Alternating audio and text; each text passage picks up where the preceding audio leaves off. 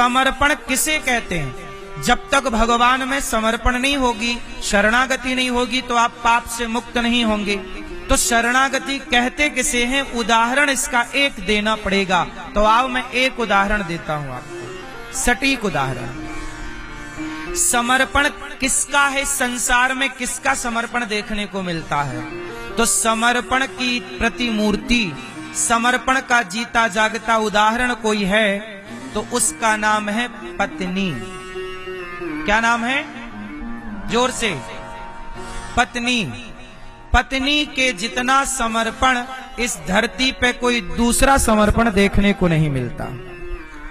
उदाहरण अब इसे और ध्यान से समझना पड़ेगा।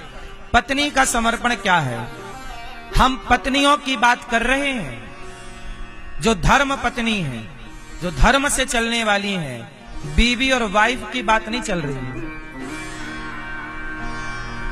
जो धर्म पत्नी है, जो अपने पति में समर्पित है, तो पत्नी का समर्पण देखिए क्या होता है। जब लड़की का विवाह होता है तो विवाह के पहले वो लड़की का गोत्र पिता का गोत्र होता है। बोलो हाँ। पर विवाह के बाद पिता का गोत्र समाप्त हो जाता है और पति का गोत्र से वो जानी और पहचानी जाती है। समर्पण देखिए क्या है।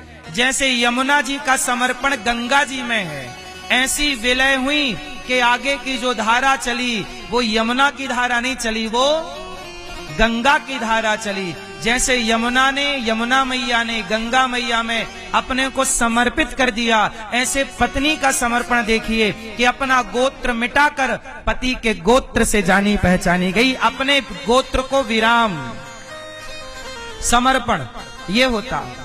उदाहरण इसी को दूसरी तरह से समझिए। स्त्री का समर्पण देखिए कि उसका अपना बचपन का नाम समाप्त हो जाता है, ससुराल में जो नाम दिया जाता है उस नाम से वह जानी और पहचानी जाती है। बोलो हाँ। समर्पण देखिए, अपना नाम खो दिया उसने, मिटा दिया, अपना गोत्र मिटा दिया, नाम मिटा दिया, अपनी जात मिटा दी। पहले वो लड़की दुबे थी, तिवारी के घर ब्याही गई तो वो तिवारी कहलाएगी। बोलो हाँ। पहले वो लड़की कुछ और की थी पर जिस में ब्याही गई वो कहलाएगी। अपना नाम, अपना गोत्र, अपनी जात छोड़ दी। बोलो हाँ। और पति के नाम, पति के गोत्र, पति की जात से पहचानी गई। समर्पण देखिए। फिर देखिए कि वो पत्नी सिर उसका है, मांग भरती है, किसके लिए? पति के लिए। हाथ उसका है, मेहंदी लगाती है, पति के लिए। पेट उसका है पर बच्चा रखती है पेट में 9 महीने, खून अपना बहाती है, पेट अपना फड़वाती है, पर उस बच्चे का नाम मां से नहीं पिता से जाना पहचाना जाता है। समर्पण देखिए। अपना पिता छोड़ दी, अपनी मां छोड़ दी पति के लिए। जहां पति रखता है वहां रहती है। पति की हंसी पत्नी की हंसी होती है, पति का सुख पत्नी का सुख होता है और पति का दुख पत्नी का दुख होता है। आप ही बताइए कि नारी के समर्पण से बड़ा समर्पण हमारे देश में एक सन्यासी होते हैं। सन्यासी भी अपने नाम गोत्र छोड़ देते हैं और सन्यासी हो जाते हैं, लेकिन सन्यासी भी इतना त्याग नहीं करता जितना त्याग भारत की एक स्त्री करती है। आप देखिए कभी हिस्ट्री उठा करके। गला उसका है पर मंगलसूत्र पति के नाम का है। जितना समर्पण एक स्त्री का है, मुझे नहीं लगता कि इस धरती पे इतना समर्पण किसी और का होगा। आपको कोई और नाम सूझ रहा हो तो मुझे बता दो। स्त्री का समर्पण, जैसे स्त्री पत्नी है पति के लिए हो गई समर्पित, जैसे पत्नी पति में समर्पित है, ऐसा ही समर्पण जिस दिन भक्त का भगवान में हो जाए, इसी का नाम शरणागति है। कि सुख भी तेरा और दुख भी तेरा। पति यदि पेड़ की छांव में रहने लग जाए तो पत्नी भी रहने लग जाएगी। पति महलों में रहने लग जाए तो पत्नी भी महलों में रहने लग जाएगी। पति 100 रुपया की साड़ी पहनाए तो 100 की पहन लेगी और 1000 की पहनाए तो 1000 की पहन लेगी। ये समर्पण है।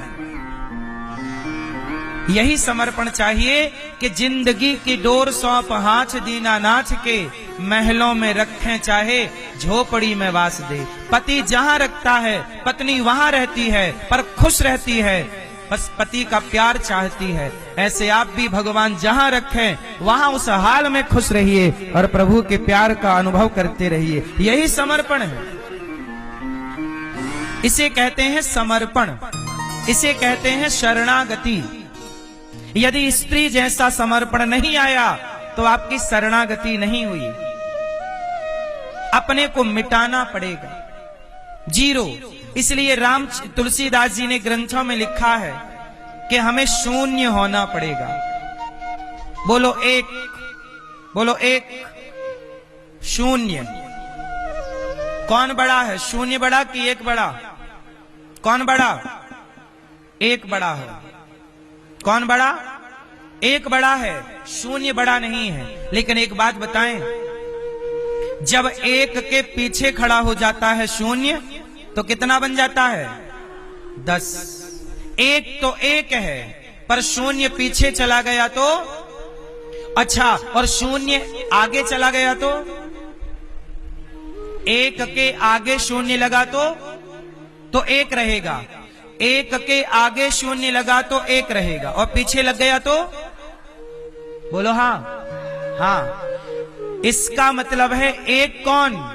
एक परमात्मा है और हम सब शून्य हैं। यदि एक परमात्मा के पीछे रहोगे तो 10 हो जाओगे।